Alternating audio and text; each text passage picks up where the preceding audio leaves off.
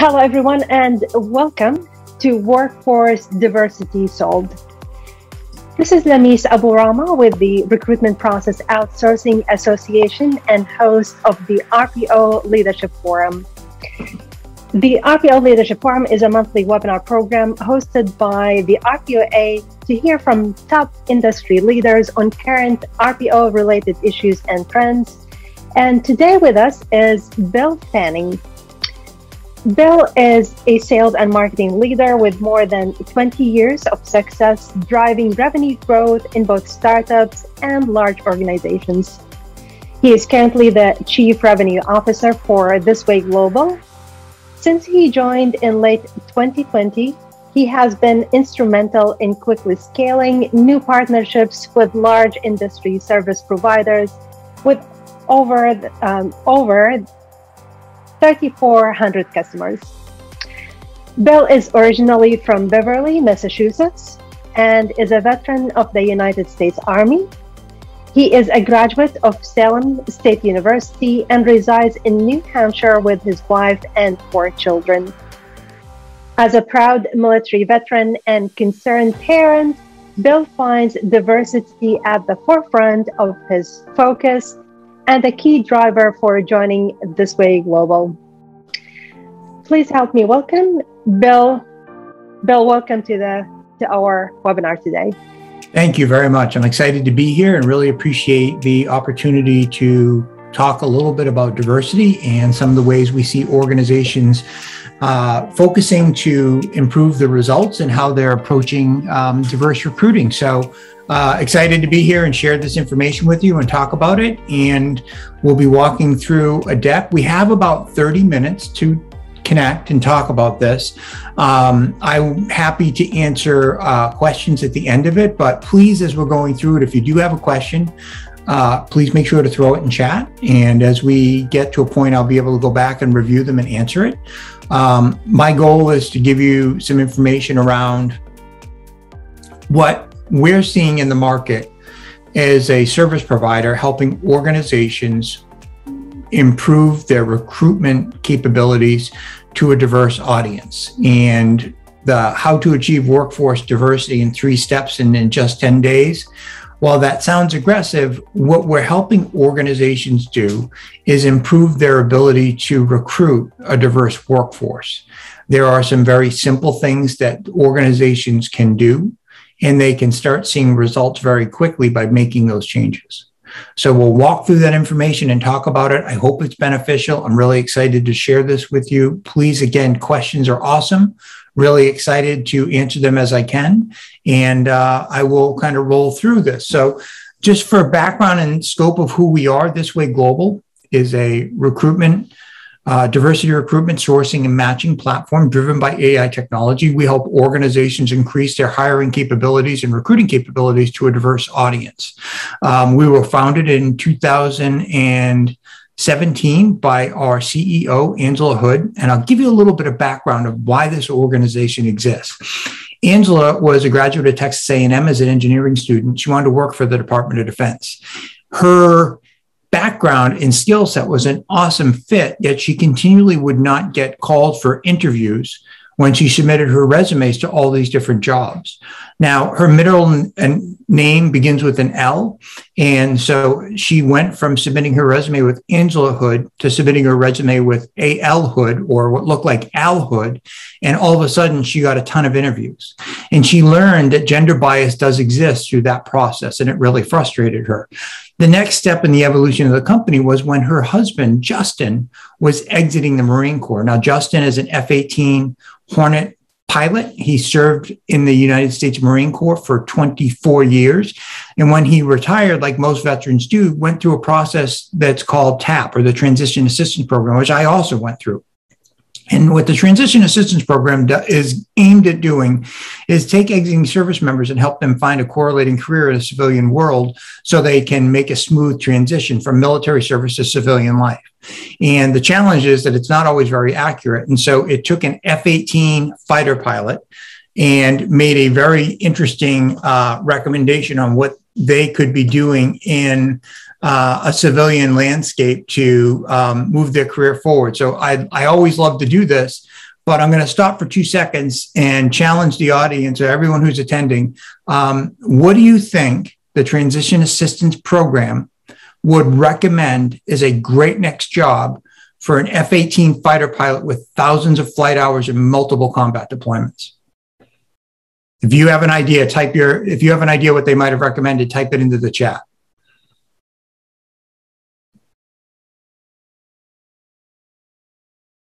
Good answers. Commercial airline pilot was number one. It's the number one thing I thought it would suggest as well. So close, very close. Actually, a female woman shoe salesperson at Macy's is what the Transition Assistance Program recommended. And what that taught was that also a lot of the technology that helps people learn what their next job could be and making the matching happen is really challenged and broken. And so a mission was created to develop a platform that allowed our organization to have a very simple vision, which is matching that matters, right? Matching people to opportunity in a way that matters. So our mission is to match all people to all jobs without bias and increase team diversity. And so we're very excited about that mission. It's one of the reasons I joined the organization, and I'm excited to kind of walk you through this. So here's a slide with my picture. It's very exciting. And now we're going to move through that. And so one of the things I wanted to talk about was the workforce that we're dealing with today is dramatically changing. And I hesitate to use that word post, in a COVID environment, which seems to be a continuing situation we're going to have to continue to adapt to and evolve to, the workforce has become very different. And we're dealing with a level of remote work, which opens the door for a much more diverse audience. We're dealing with a much more diversity-aware culture. Diversity has finally risen to the level of awareness that I think it should have been at. And it was a series of events that it was sad that we went through, but hopefully one of the positive outcomes of that is that we're more aware and we do things better, right? So I was always taught when I was a kid, if you know better, do better. And I think we do know better. So our system helps organizations do better. But let's talk a little bit about what the workforce looks like today. It's really interesting to me as we look at what we're dealing with. According to the latest United States Census, and again, the new census came out this week, so I could probably update this a little bit, but it's on par. You can see that our blend of ethnic background in the US is changing substantially. So we used to recruit to a predominantly white audience. That is no longer the case. We used to recruit to a predominantly male audience. That is no longer the case. The other thing that's very interesting is that while this relationship to the different groups in the audience is changing substantially, the awareness of how an employer deals with this is also growing substantially, especially with the earlier generations coming into the workforce. They value the approach of an organization takes towards diversity significantly to their happiness with an employer and the decision they make to go to work for an employer. So as you're out in this market, which can be a challenging hiring culture right now, because we have a lot of opportunity, we have a lot of people looking to change jobs, right? So HR Tech sent me HR Executive Magazine sent an email out this morning talking about the resignation culture. So that there's all these different attributes we have to deal with. And these changes in our culture and our environment and the people in the workforce are what are starting to drive that, right? So in 2020, now we're in 2021, what you're seeing is that we're really seeing a complete shift in the blend of the candidate population that's out there, which is awesome. I think it gives us a global competitive stance that we've never had before. And I love the fact that we can have such a diverse group of people working together. I think it makes us more competitive, but we definitely have to do things differently and think differently as we approach the racial breakdown of our workforce. Right. So you can see some interesting things here that by 2044, America will have no minorities.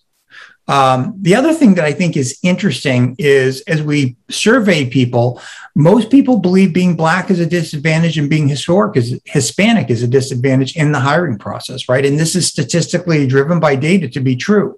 And so these are some of the changes that are creating the angst in the younger population, because with the news and with the education process, they are exceptionally aware of what's wrong and they want to see it fixed. And they're looking at us as employers and as people in this industry to make these changes a reality, and they're valuing that in the employers that they go to work for.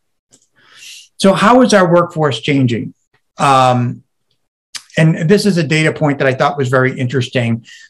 Millennial and Gen Z were the most diverse group in history. So when you look at what we're dealing with now, you can see that back when we were looking at baby boomers and Gen X folks, we were looking at about a 72% of the 76 million members of the baby boomers were white. It was a very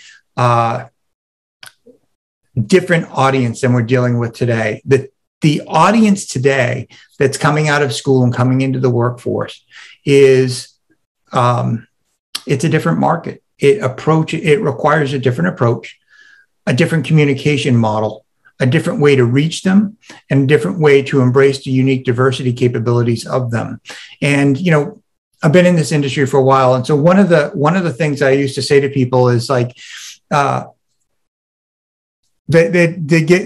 would often be asked for an example of, well, how does the messaging and communication break this? And I always talk about ATS landing pages because I think that's the number one place that the messaging and the focus of a company can be a disconnect with the person coming in for the job. So I'm a military veteran, served very proudly in the U.S. military, and coming out of the military, I had a certain demeanor and mindset based on the training and discipline and ways that I had lived for the more than a decade. And as I came out, I'm looking to go to civilian organization. So as I'm applying to jobs and I'm coming into that online experience, that beginning of the journey with that particular employer to submit my resume, and I land on that ATS landing page and I see, and this is a generalization, this isn't any one company, but I'm going to give you a generalization of what I've seen many times. I see a wooden table with a Mac computer, a pad of paper, a pen, usually a cup of cappuccino, and then I see 4 traditionally white 20-year-olds high-fiving, looking exceptionally happy over that table or something to that effect. That doesn't resonate with me as a veteran as I'm coming in. And that doesn't resonate with a lot of audiences that are coming from different locations. And that's where the messaging and the way we think about our employer brand become very important as we're talking to this audience. So that's how our workforce is changing. Why it's changing, I'm not going to spend a lot of time here. I think we're very clear why it's changing, but I will give you an experience that because 45% of American workers experience discrimination and or harassment in the past year. So as you think about the people in your company today, or as an RPO service provider, the customers that you're dealing with, this statistic, which came from a Gallup poll, recent Gallup poll, every other person in that company feels like they've been discriminated against in the past year. For some reason, there are a number of ways that people embrace diversity or have a diverse background. There are neurodiversity people out there that what we call a hidden disability, where they need to feel and be treated a certain way that all employees should be. So the way we treat our employees would not create a discriminating situation for somebody like that. It's how we talk, it's how we act, and it's how we reflect on the different attributes of the people who are in the company in a positive manner, so they don't feel or hear something that makes them feel like they're being discriminated or forced so. But that's why our workforce is focusing on the changes that are needed in the employee population that we're going after.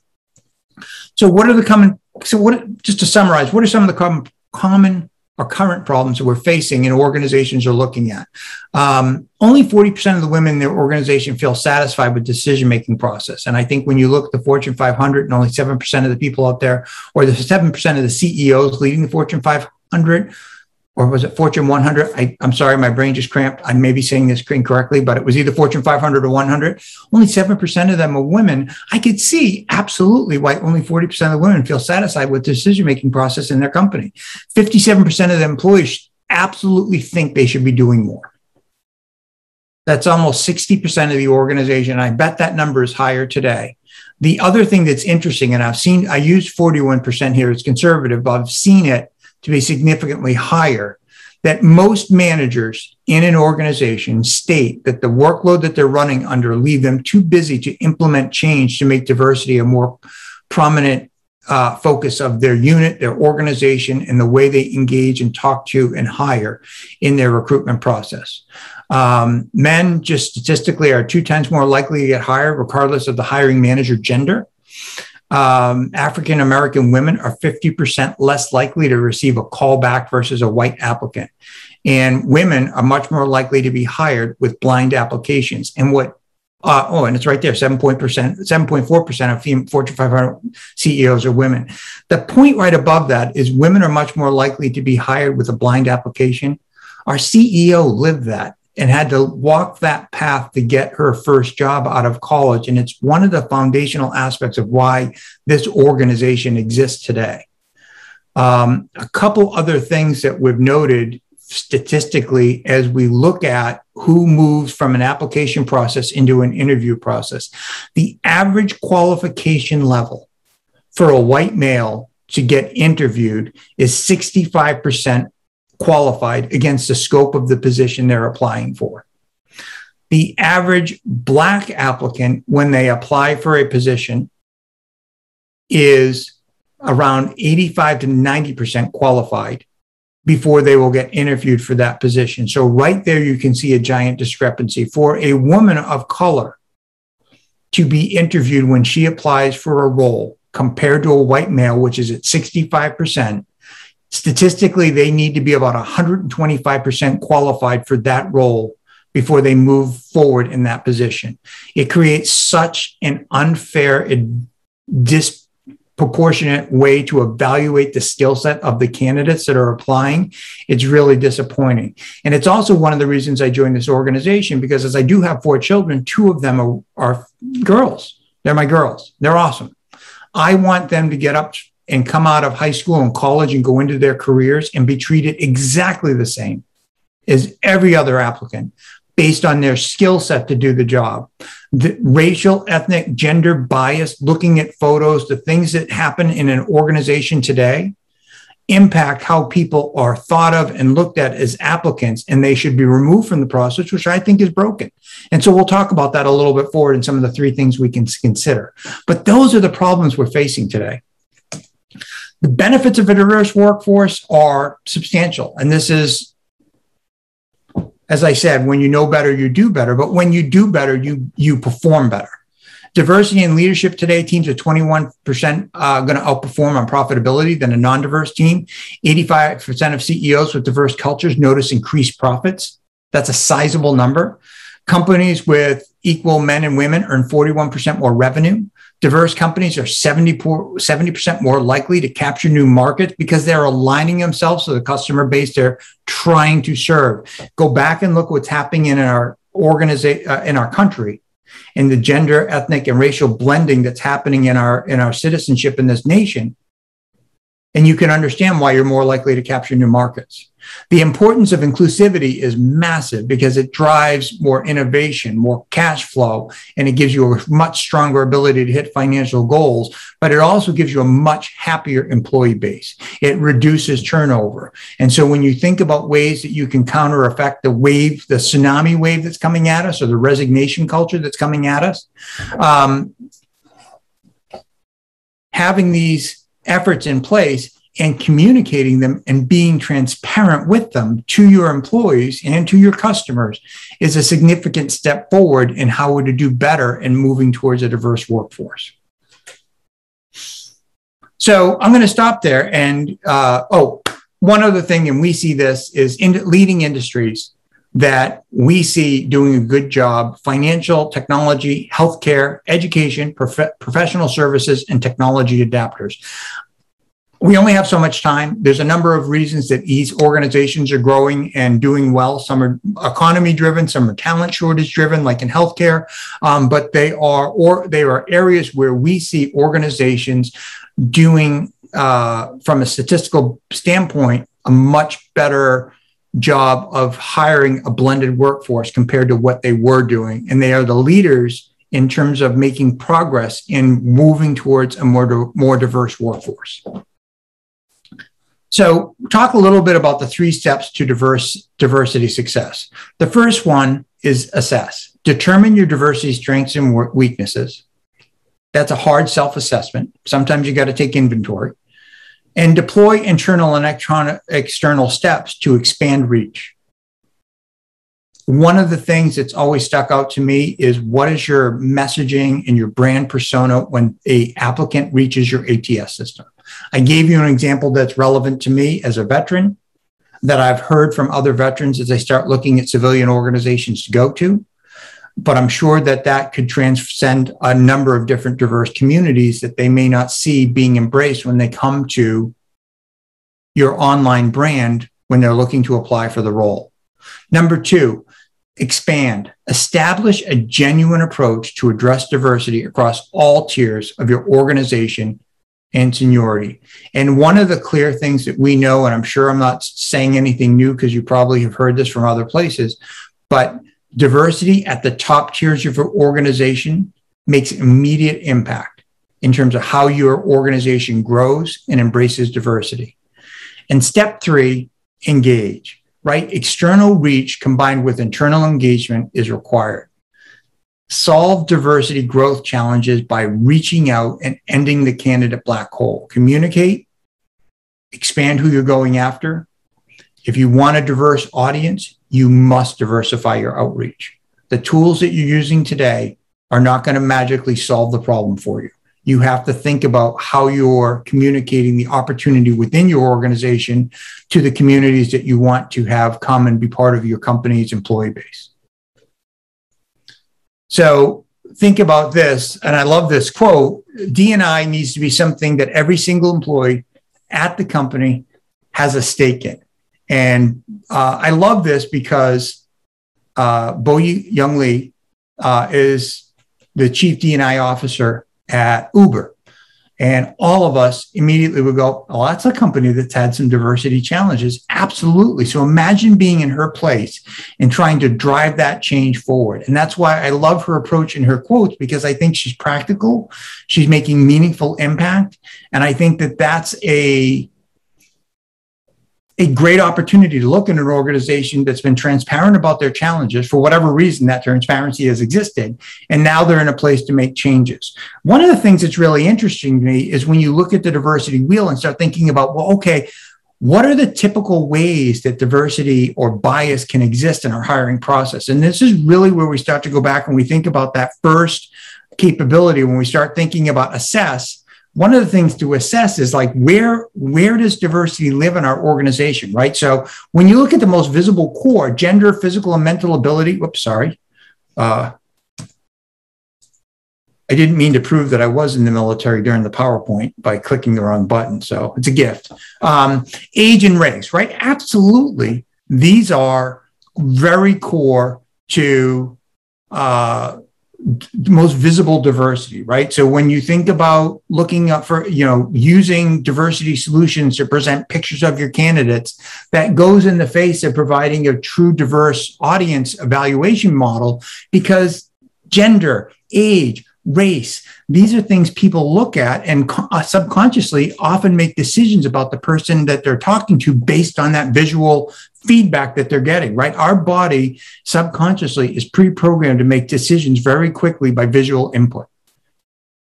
So photos to me are a key driver for that unconscious bias that exists in the process. And then as we expand that to the less visible core, religion and belief, ethnic heritage, social class, sexual orientation. And then as we step outside of that, we start looking at education and training. We start looking at cultural background, potentially political beliefs. And these are things where people who have non-traditional backgrounds when it comes to education or their career path could be discriminated against, not consciously, but subconsciously by a very well-meaning recruiter, because they look at their top performing employees and know that, hey, they went to this type of school and here comes somebody from a coding boot camp. They're not going to make the cut because of A, B, or C. But the reality is they could be an exceptionally good qualified applicant for the role. It's just that we're starting to look at that educational bias or some of the other things in there that are impacting how we evaluate people. So that when we think about assessing ourselves, that's determining our strengths and weaknesses. And then we have to do the training, the consulting engagements, the things that we need to make awareness happen. And through awareness, change can take place. Great question on where the data comes from. I actually have a slide at the end with all of the attributes of where my data comes from. So I'll share that with you in the PowerPoint. Step 2 is establishing a genuine approach to address diversity across all tiers of your organization. One of the things in the way our technology looks at it is that we drive improvement for all individuals of all kinds. So we take a broad reach of how we go out. And what that enables is us to bring back powerful, diverse applicants and candidates to help an organization bring in new employees for all aspects of their company, all levels, all roles. So when we expanding that and think about our reach, what we do is we define diversity means to your organization, right? What's the skill that's needed? We write more inclusive job descriptions. With every job that flows through the ThisWay platform, we gender neutralize and debias it. The other thing is to really think about reviewing your employer brand, making sure that what you're presenting online has a broader appeal to the diverse audiences you want to bring in. And then think through, well, what are the diverse applicants that you want to reach? Are you looking to hire people with military background? Are you looking for more diversity? Are you looking for bringing people with some type of disability into your organization? There's great opportunity in every company, and I'm sure thought goes into that. So think about, well, who do I want to reach? And the other aspect of when you reach them and they start coming into the hiring funnel is you have to think through how to remove conscious and unconscious bias, because you can do an amazing job from step 1 to step 4, and step 5 will break you. And people, process, and technology, because people is where the conscious and unconscious bias exists. People design the processes and how we go through evaluating people, and the technology has the filtering and the skill set matching and how we go and looking at people. Those are where conscious and unconscious bias can happen. So that's an area that really needs to be thought through is step 5. So just to show you we're back on this, one of the things that I wanted to talk about was bias and how does bias flare? And these are some, now, so this data did come from us, but on average, we see the average employer, recruiter in an employer, they receive per position about 250 resumes. Now that ebbs and flows, type of role, type of company, but on average, we post and watch a lot of jobs. It's about 250 applicants per job. The average percent of resumes reviewed and considered, and we were being kind of kind here, it's more about 10%, but we were seeing about 15% of the resumes actually making it to being looked at.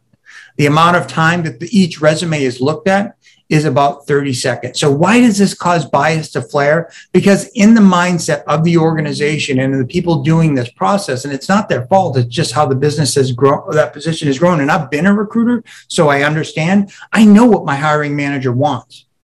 And I need to move quickly. I need to fill that seat. So what I'm looking for is very specific attributes of the person I want to give them, because I know what they're looking for and I know they're going to be happy. And that is training and skill set and of the people and the awareness of that happening. But when you apply pressure and it's a manual process, bias will flare. And so one of the reasons organizations love working with ThisWay system is specifically we enable each and every time you look at applicants for jobs, we make sure that it's done fairly and consistently. And in our RPO model, one of the things that's really unique, you guys are working on a ton of jobs and a ton of customers, and we can make sure that you're getting the best ranked person with a diverse background to the top of the heap and showing your customer quality candidates for each and every opportunity very quickly and very effectively. You know, that's where a systematic process in evaluate becomes systematic, and evaluation process is really important.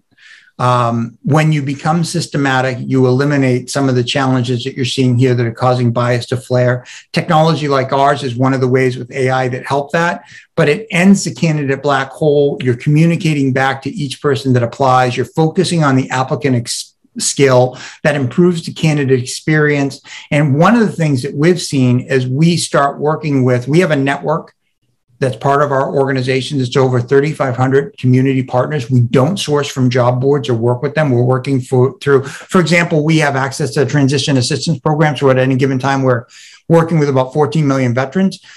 Those groups and audiences start to recognize that their candidates are treated fairly and equitably by your organization, and your employer brand starts to build at the local level with the organizations you need to receive the applicants from. So success diversity framework is data-driven. It's very powerful to help you do that. And how do you become data-driven? AI can help. I know I've been talking for about a half an hour, so I'll go quickly because this is a little bit about our product. But ThisWay has a diversity sourcing and matching platform that does some core things to address some of the issues that we've talked about. Not all of them. But when you think about job descriptions going out, we de-bias the job description. We source active applicants from our network of over 3,500 diversity sources. We find passive candidates. We have a database of about 169 million passive candidates and very strong sourcing and matching capability. And we can work with existing candidate databases. So in an RPO model where you guys have these databases that you've developed over working with so many customers with massive candidate volume in there, we can go through and search through that very quickly and show you people you may have already started a relationship with now are great for the role you're working on. So that's kind of who we are and what we do and how we address what I've been talking about. This is just a little quick glimpse of our system. You can see that we're showing qualified people, direct applicants, indirect applicants from a candidate database. We redact some data so people are considered fairly and equitably based on their score and ability to do a job. I can go into this more detail. I'm not going to spend a lot of time on it, but that's how we approach solving this for direct employers and RPO service providers. And it's why I was really excited to come here and talk about this today. So at the end, we'd love to help any organization that's out there. We think that as through partnership, we can win, and we'd love to partner with anybody that feels they could or want to explore how we could help them, and we can go do some great things together. And here is the source of all the data that I've used in this. So I'm sure Lamis will make this presentation available, but everything is right here. I do, like I always like to show where the data is coming from, so you can go through and find all of this from as you see fit. You use this data to help dig into any of the areas that I've talked about. So hopefully that was helpful. That was a little bit, I'm about 3 minutes over. Sometimes I get carried away, but I'd love to answer any questions I can. Thank you, Bill. And yes, we do want to open it to the audience. If you have any questions for Bill, fantastic presentation, Bill, as always, and a lot of information to digest and unpack. We are recording the presentation and we'll have it on the RPA website by tomorrow, along with the slides. We would love to share those as well. Probably a couple of questions, if you will, Bill. In terms of the assessment, the 3 steps, starting with the assessment, and based on your experience, is that something that is better done internally by the organization, or is it better to have that outsider perspective, if you will? My experience is that assessment often needs awareness to what to look at and to have a better understanding of where the challenges are. I've seen organizations try and run the assessment themselves, and sometimes it's a little challenging because they get caught up in what is a problem and what isn't. It is definitely powerful to have an outside resource or a new member of your team help lead that. So what I would suggest is having a fresh set of eyes with experience and understanding of what best practices are, make that a more productive evaluation process, and would suggest that would be a worthwhile way to approach it. Whether that's a consultant or whether it's a new D&I member of the team, that would be up to the organization to decide on. But I think that is a valuable way to go and look at it, that assessment aspect. Very good. And we do have an interesting question from one of the participants. Looks like we have an international audience here today. And the question is, Bill, is ThisWay as a tool, is it available in Portuguese for Brazil? So we do not translate languages, but our system can be available in the native language of whatever that location is through the browser and everything that's there. We do have, actually, the first couple of years that ThisWay was built in the UK at a Cambridge incubator lab for the first 4 years. We did a lot of testing, and Angela, our CEO, loves to tell the story that we failed 13 times before we got it right. All of that was done there. And then that's when we decided to bring the organization out and market it and start selling it. But through that, we have a very good global footprint, including Brazil. We have our US database of 169 million candidates, but our global database has about 340 million candidate records in it. So we do a good job sourcing and helping globally for organizations outside of the US. Yeah, I think it's rather interesting that we do have a question about the diversity and inclusion from Brazil. I don't know about you, Bill, but I'm not as aware of the D&I initiatives in South America. But that could be an interesting topic for another webinar by the RPOA. We are over time, and it's been an excellent conversation, a lot of good information. I do want to thank our speaker today, Bill Fanning. Thank you so much for your time.